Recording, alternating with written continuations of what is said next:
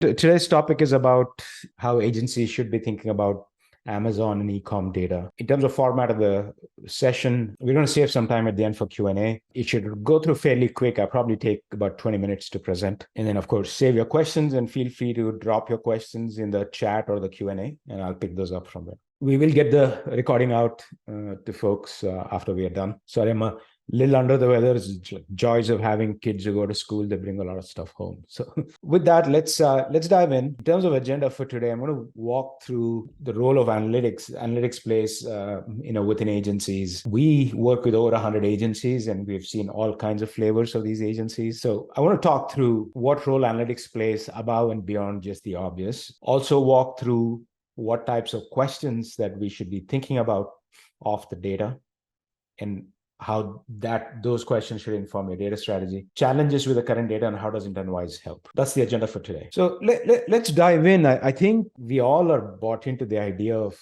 the importance of analytics for agencies. I think there's a couple of these line items where we all know, which I'd say the first two line items, which is analytics can play a huge role as an agency in both acquisition of customers as well as retaining the customers you have acquired. And I'll get specific about these things shortly.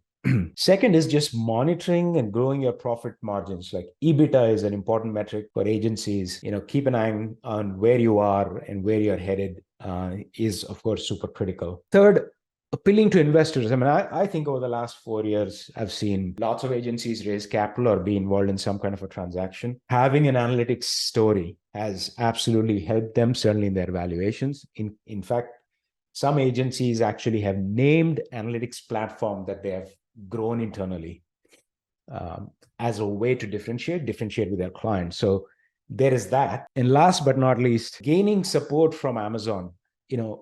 Amazon has really turned the corner over the last 24 months, where prior to that, we would know them for sponsored ads, DSP, but a lot has changed since, where they've really doubled down on exposing tons and tons of data sets. And certainly as an agency, you're better off showing commitment and adoption of those new capabilities that Amazon is launching.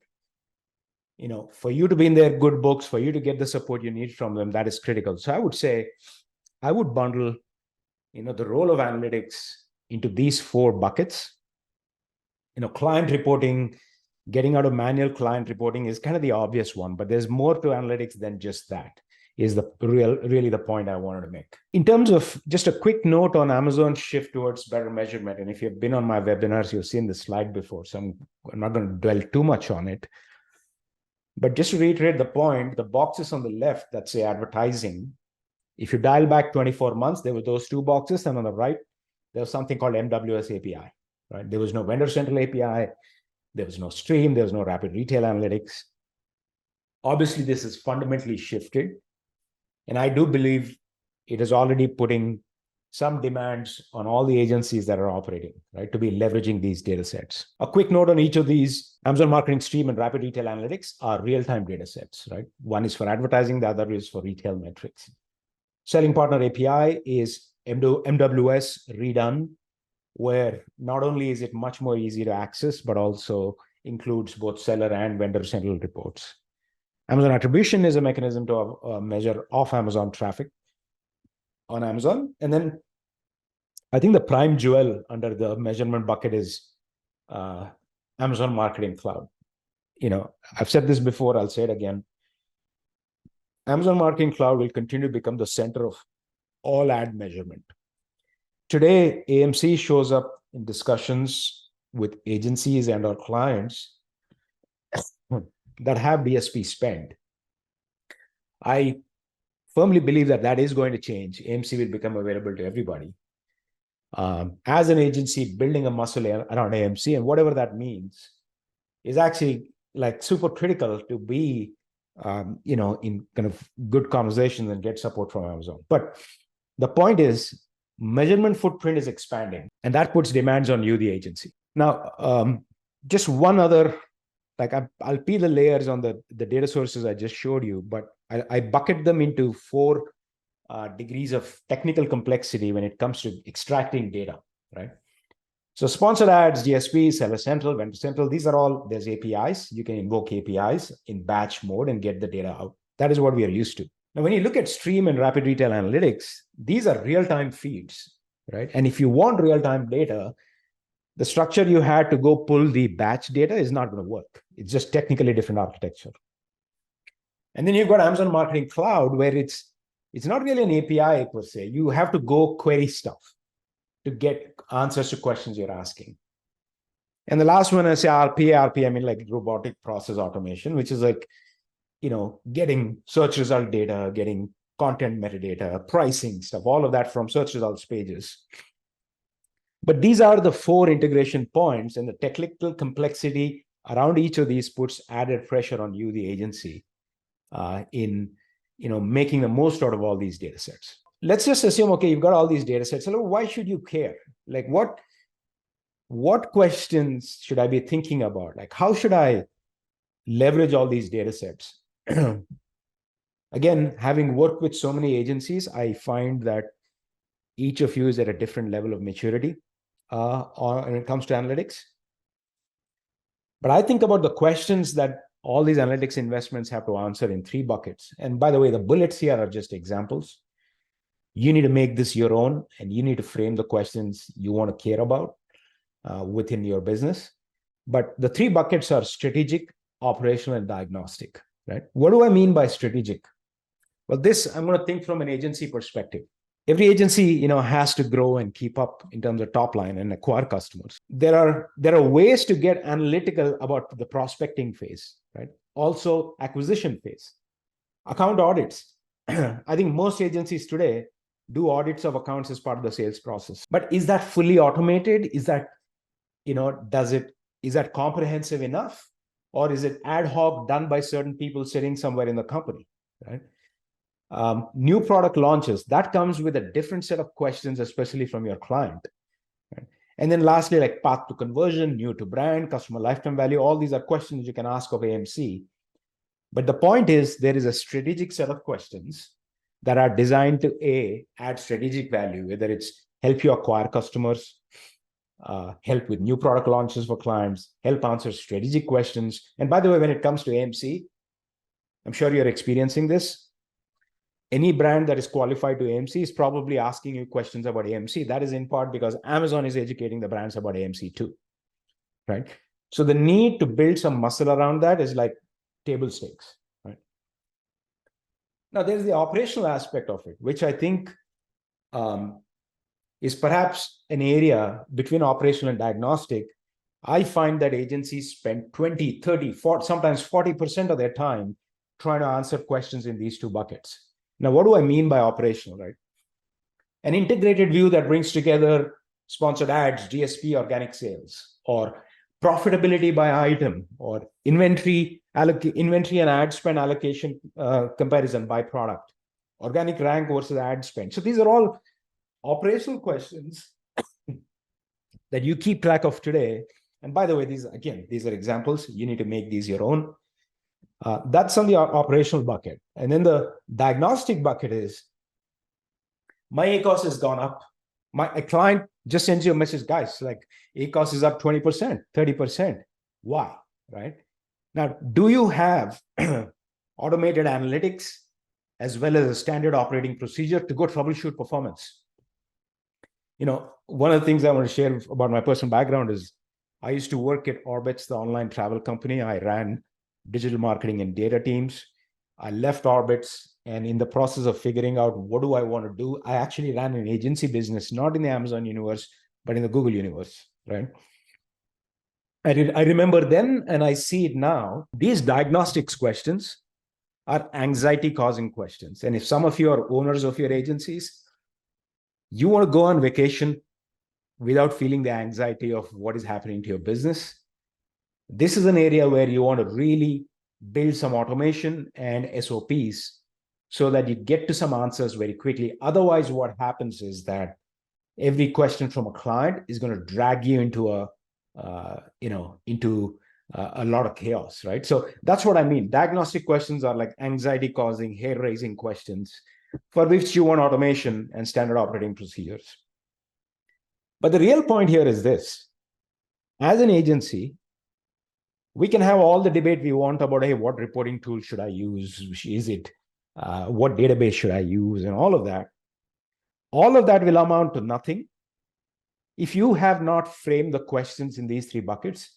And if you don't have a framing and if you don't have a list of questions, start with a max of 10 questions. That's it.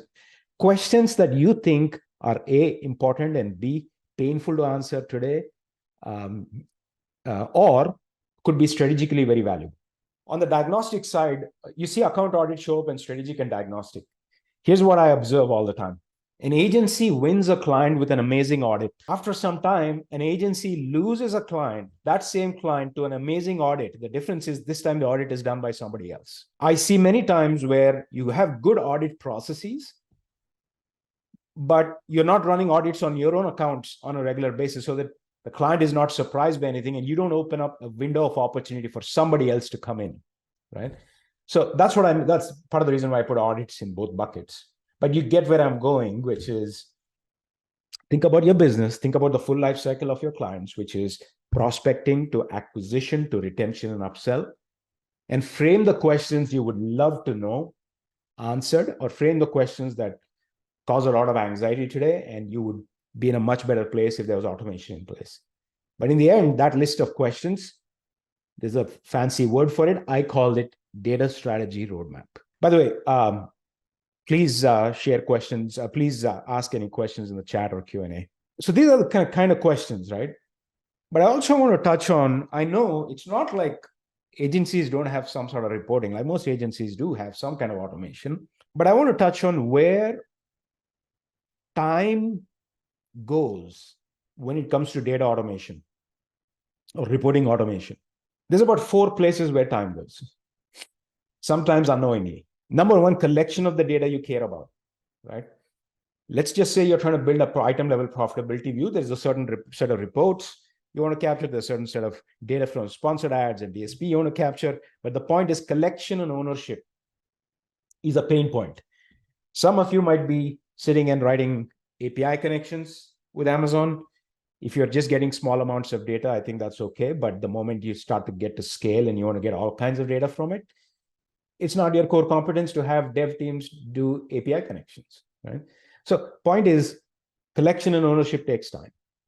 Even when you collect it, client data often has to be looked at in a lens that is very specific to them. For example, a client may categorize their products a certain way, right? You will not see that in the Amazon data, but your client will tell you, look, these 5 ASINs are this bucket, these 10 ASINs are this bucket. Ingesting product grouping, many of you do this through Google Sheets, right? But that also takes time, right? And keeping it clean and reliable takes time. Number 3 is visualize and analyze. Like we build reports. Everyone has points of views on reports, but what report do you want? What filter do you want? Where? What is the color? Those take time. And then finally, all of this amounts to nothing if you don't have a good answer to the question, okay, now that we have a beautiful looking dashboard, what are we going to do with it? Why does it matter? So each of these things take time. However you do it, manual pulls, Excel spread, whatever, but they do take time. I mean, here's an example. I'll walk you through constructing an ASIN level product profitability view, right? What do you need to do? Well, you need to bring in sponsored ads data, DSP data. And the assumption is that that data is really rationalizable to the products. It's actually not. In fact, sponsored brand campaign data, it doesn't come at a product level. So there are some things that have to happen. You have to bring in sales data and settlement reports, whether it's Seller Central or Vendor Central. That's the collection part. When it comes to enriching, you have to incorporate product unit costs. You probably are wanting to group products a certain way. And when it comes to visualization analysis, you have to sit down and envision exactly what your report should look like. What filters do you want to have? What groupings you want to have? And then lastly, what action are you going to take? Look, why does this matter? Perhaps the action is that you're going to pay attention to profitability and ad spend and make sure that this is in alignment. Perhaps because a client is asking you, or perhaps because you want to add strategic value to the client and build that relationship, make that relationship stronger, right? But this is what's involved. I'll give you another example in terms of what makes building out of views slightly complicated. One of the views we all desire is what I call like 360-degree view of product performance, right? What I mean by that is like, imagine at an ASIN level, you have a singular view that gets sales data, spend data, inventory levels, BSR, starting all that in a single view, right? Today, you have to touch multiple different reports and touch multiple different sources to go get that data. And even if you have it, if you have dashboards trying to tie all these in real time, those dashboards are extremely slow, right? But those are some of the challenges today. It's another example of challenges of bringing together this fragmented data into a use case that is actionable to you. Now, but I do want to tie it right back to this framing, which is if you don't already have a set of questions that are critical to you, I would start there, right? It won't take very long, maybe an hour of listing out all the things that matter to your business. And then you can, assess status on, okay, how good are you on certain of those things and where do you need to invest? Broadly speaking, some of the key takeaways, right, is your investment in analytics as an agency is not just about showing a nice looking report to your client. You can leverage analytics in prospecting phase, in your acquisition and sales process, as well as in retention. Keep that in mind. Right? Amazon has made their move, right? They are so heavily measurement focused that to be relevant, we as agencies and tool providers have to make that shift as well. Right? The third point, which I said before, and I've repeated for good reason, which is framing a list of questions is critical to guiding analytics investments. I mean, you have AMC, right? Like actually getting educated on AMC, putting some of your people through certification and actually framing the list of questions you can actually answer and have a conversation with your client is incredibly valuable strategically. Point number 4, don't invest in areas that are not core to your strength. Just yesterday, I had an agency owner send me a message on LinkedIn and he said, hey, Srinath, like, I thought it'd be a little bit easier, but like as we scale, trying to hire developers who can maintain our API connections is just very painful. Well, I agree, because like dev talent, it's hard to come by, it's hard to keep.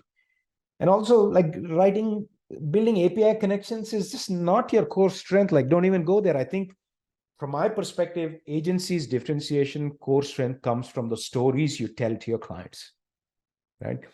And so that story, the way you run the channel for a brand, that unique recipe is, I think, where your focus should be. All non-value add, commodity, painstaking tasks like maintaining API connections, you should not invest in those. And last but not least, just be cognizant of the fact that when you ask a team member to go build a view or report, or when you yourself are building things, keep in mind that these 4 pieces make up the pieces of the puzzle, but they also suck up time, and you have to answer questions at every step of the way to get to an insight or a dashboard or a report that is really actionable. Otherwise, it'll be wasted effort. I am going to switch gears and talk about how Intentwise helps enable all of this, right? But before I do that, I'm happy to take any questions at the moment. Feel free to enter questions in the chat or Q&A, please. Let's dive into exactly how Intentwise is helping agencies, right? Like our goal, honestly, is we just have a singular goal on the analytics side, which is how do we help you fast track the path to being really analytics savvy, to make the most of all of the fragmented data and turn them into actionable insights, and also more importantly, allowing you to have strategic conversations with your clients, right? So that really is our goal. And we do this in a couple of ways, right? So, and let me frame this in the context of the challenges, which I already talked about. Amazon e-com data collection and ownership is a challenge. APIs are changing all the time. Sponsored ads, APIs continue to change. You got to keep up. And even when you integrate with APIs, the data is fragmented. And we all suffer from scarcity of skilled resources, people who know SQL, people who know databases and things like that. So these are the challenges. And I already talked about where time goes in you extracting value from the fragmented data. And so, like I said, this is our goal with what we do, and I'll walk you through just very quickly, 3 to 5 minutes. What are we doing, both from a resourcing as well as tool set standpoint? First of all, from a resourcing standpoint, I would go to intentwise.com and go to resources. Ryan, you should share both links. There is a ton of educational content around two learning hubs. One is called Analytics Learning Hub. The other is called AMC Learning Hub. Ryan, go ahead and share both the resources. There's a number of things here around specific use cases, white papers, links to learning SQL, like all of these things are here. I would strongly encourage you and your team members to just follow those two links. So that's on the resourcing side. Now, on the tools side, there are tools, products, and services. There is three things we are doing. One is what we call Intentwise Analytics Cloud. This is your comprehensive, enriched, better organized data, all your Amazon and e-com data, where we collect it, if need be, we pipe it into your systems, all that in an automated fashion. Remember, I was referring to this non-core value add activity that takes a ton of time, can be time and money intensive. Intentwise Analytics Cloud handles all of that at a cost and time that's much more efficient, right? And then there's Intentwise Explore, which is a platform that sits on top of AMC and allows you to accelerate AMC adoption across your clients, right? There's over 200 instances we integrate with today. Our technical team is constantly working with the Amazon team, so we are in the weeds. So it isn't just about a tool we provide, it's also about the service and the expertise we have gained, so we can short circuit the process for you, especially when you have super interesting questions or you want to go create some interesting, unique audience. We can accelerate that process on AMC. And last but not least, Intentwise Analytics Services is, whether it's built out of a dashboard, whether it's writing a new AMC query, we have a services layer that can help you with that, right? But let me dive into Intentwise Analytics Cloud. It'll take me 2 minutes to give you a visual sense for what is it that we're doing, okay? This is Intentwise Analytics Cloud. What we let you do is, there's a concept of My Connections, which is a combination of destinations and data destinations and sources. We allow you to choose either a reporting tool or a data warehouse to pipe all your Amazon data. You can choose. We support all industry standard tools today. And then down below are all your Amazon data sources, from sponsored ads, Vendor Central, Seller Central, Walmart ads, DSP, Stream, Rapid Retail Analytics. We have an extremely comprehensive set of data sources that we are collecting data from. And you are just a couple of steps away from connecting your accounts, and data automatically starts flowing into whatever destination you pick up above, right? That is one of 4 boxes, which is collection and ownership. We solved that, right? The second box, which is enriching and better organizing, there's a number of things we do with the underlying data. So for example, like we allow you to add product unit costs. It becomes part of the data set. If you want to, for example, you want to construct an item profitability view, this is the way to do it. You can input your unit costs here. Or you might group your products a certain way. We allow you to assign attributes to products. All this shows up in your core data, in your dashboard, so on and so forth. So the point is, we allow you to handle that second time-consuming box, which is enrich the data, better organize the data. We even organize the data as well. We keep the raw data, but we also organize the data where a single view on a product, for instance, gives you all the attributes of a product, from ad spend to organic sales to BSR to a number of things in a single view. And what happens in the absence of that is agencies try to construct that view touching 10, 15, 20 different tables, and they get really slow dashboards. With our better organized data model, by the way, it's called e-commerce graph, 90% of agencies that sign up with us, yes, they get the raw data, but they leverage our e-commerce graph because that just simplifies analytics for them. So enriching and better organizing is another step. And last but not least, we have pre-built dashboards for all kinds of use cases that you could be up and running very, very quickly. And I'll walk you through some examples. Here is ad spend and organic sales combined into a single view for a seller account, right? Here is profitability at an ASIN level with a whole bunch of filters, which incorporates sponsored brand costs, sponsored ads costs, so on and so forth. Right?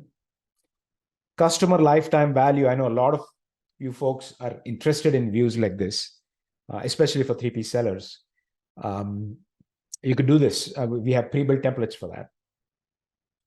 Here's a simple advertising overview, right? Here is rapid retail analytics, hourly performance data, glance views, inventory, ordered units, right? Here is account audits. Remember, we were talking about automating account audits. This is one of the first things I recommend you go do. Please go automate your account audit. I know your account audit has a unique story of its own. Make sure you automate it so that you don't just use it while prospecting and acquiring a customer in the sales process, but you use it on a regular basis so that the threat of losing that customer is minimized, right? So this is an account audit template where you have all kinds of segmentation of performance data. So the point is, we have predefined templates. We collect a ton of data. We allow you to enrich and better organize it so you can tell stories that are very specific, unique to your client.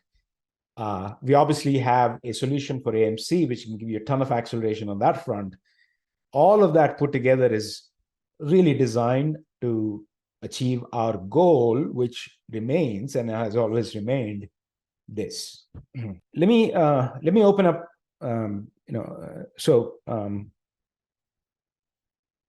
Happy to take questions. Yeah. So there's a question here. Our data is confidential. What protection guarantees do you legally provide that our data is accurate and secure? Alan, the way I want to address that question is all client data is confidential. We are not only that, we invest a ton of time into information security compliance and requirements. So for example, we are ISO certified, we are SOC certified. So this is a very serious matter for us. And I guess simply put, if we don't solve this, we don't have a business. And so I think, we can have a long technical conversations if you have very specific questions, and some larger brands and sellers go through a detailed information security evaluation, and we are happy to support that. But we take that very seriously. We understand the complexity involved. I hope that helps, Alan. We will get you the recording over once this is done.